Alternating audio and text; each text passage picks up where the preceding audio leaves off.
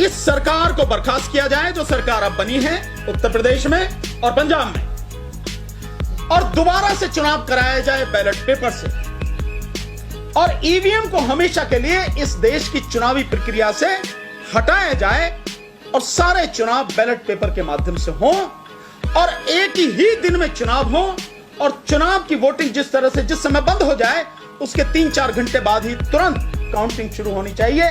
सारी प्रक्रिया पूरी तरह से निष्पक्ष, पारदर्शी और स्वतंत्र होनी चाहिए। कोई भी व्यक्ति कहीं किसी कोने से देखे वो उस पर उंगली ना उठा सके। ये सारी चीज होनी चाहिए कि हर चीज उस प्रिजाइडिंग ऑफिसर ने क्लियर की है। उसमें साफ बताया कि किस तरह से बड़े पैमाने पर पूरे प्रदेश में ईवीएम में धांधली की गई है, ईवीएम बदली गई। जब उससे कहा गया कि आपको शिकायत करनी चाहिए तो उसने कहा भी शिकायत करने की कोशिश की, लेकिन एसओ मतलब स्टेशन ऑफिसर यानी दरोगा, जो थाना अध्यक्ष है, दिल्ली में एसएचओ बोलते हैं स्टेशन हाउस ऑफिसर, लेकिन यहां पर एसओ बोलते हैं जो थाना अध्यक्ष होता उत्तर प्रदेश में।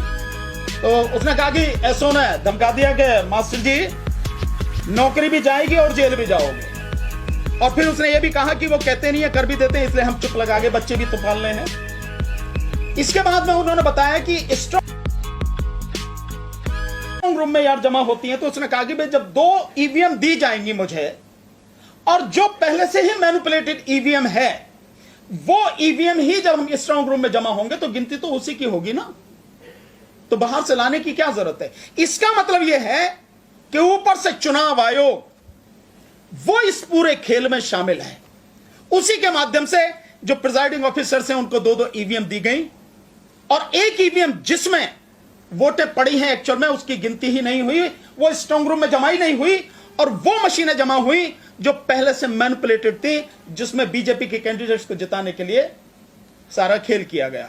उस ऑडियो से सारी चीजें क्लियर हैं। इसके अलावा जो और चीजें हुई हैं साथियों, एक बिजनौर क्षेत्र का एक ऑडियो आपके सामने हो रहा होगा कि जो वहां पे बढ़ापुर विधानसभा से जो विधायक जीता है उसका एक आदमी और 2 और लोग हैं, उनके बीच की वार्तालाप है, और उसमें बहुत स्पष्ट उसने कहा है कि जब हम बढ़ापुर से जीत गए तो हम और विधायक जी दूसरे में गए, तो नेटौर वाली में गए, नूरपुर वाली में उधर हम गए, जाके जब वहां पूछा तो देखा वहां पे हमने फिर उनको फोन करवाया विधायक जी से, चीफ सेक्रेटरी को यानी उत्तर प्रदेश सरकार का जो मुख्य सचिव है उसको फोन किया, उसने डीएम को कहा, और फिर डीएम ने वो 2 सीटें जिन पे बीजेपी हार रही थी कलेक्टर के माध्यम से उनको जीता हुआ घोषित करवाया गया।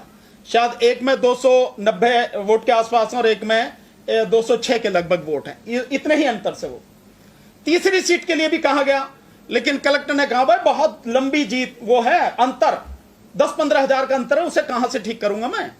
ये सारी चीजें उन ऑडियो में आ रही हैं, क्लियर आ रही हैं। इसका मतलब साफ है कि ईवीएम में बड़े पैमाने पर धांधली की गई है, और जो वर्तमान सरकार इस समय उत्तर प्रदेश में है और जो सरकार पंजाब में है, ये जनता के मत से चुनकर नहीं आई। ईवीएम में चुनाव आयोग के द्वारा बेईमानी करके, धांधली करके, गड़बड़ी करके उनको सत्ता में लाया गया है। ये साधारण बात नहीं है साथियों। उत्तर प्रदेश में 24 करोड़ लोग रहते हैं, 15 से 16 करोड़ मतदाता हैं, उनके साथ छल है, ये उनके साथ धोखा है। ये बिल्कुल इस तरह से है जैसे महाभारत में चीरहरण आपने सुना होगा, ये चीरहरण नहीं है, ये सरेआम लोकतंत्र की हत्या है। इस देश के संविधान को पैरों तले कुचलना है।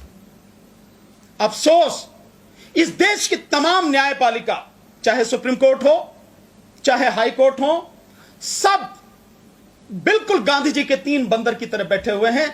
ना उन्हें कुछ दिखाई देता है, ना उन्हें कुछ सुनाई देता है, ना ही वो कुछ बोलते हैं। ये स्थिति आज की तारीख में है, जो बहुत ही गंभीर स्थिति है। जो वीडियो आपको दिखाई देती हैं, जो ऑडियो आप सबको आम आदमी को सुनाई देती हैं, क्या उन्हें सुनाई नहीं देती? रही इलेक्शन कमीशन, तो इलेक्शन कमीशन जो इस बेईमानी में पूरी में शामिल है, जो इसके लिए पूरी तरह से जिम्मेदार है, उससे बात ही क्या करनी है, उसके विषय में बात ही क्या करनी है। ये सब कुछ हुआ है और एक नहीं बड़े पैमाने पर ये चीजें लगातार आ रही हैं। इसके लिए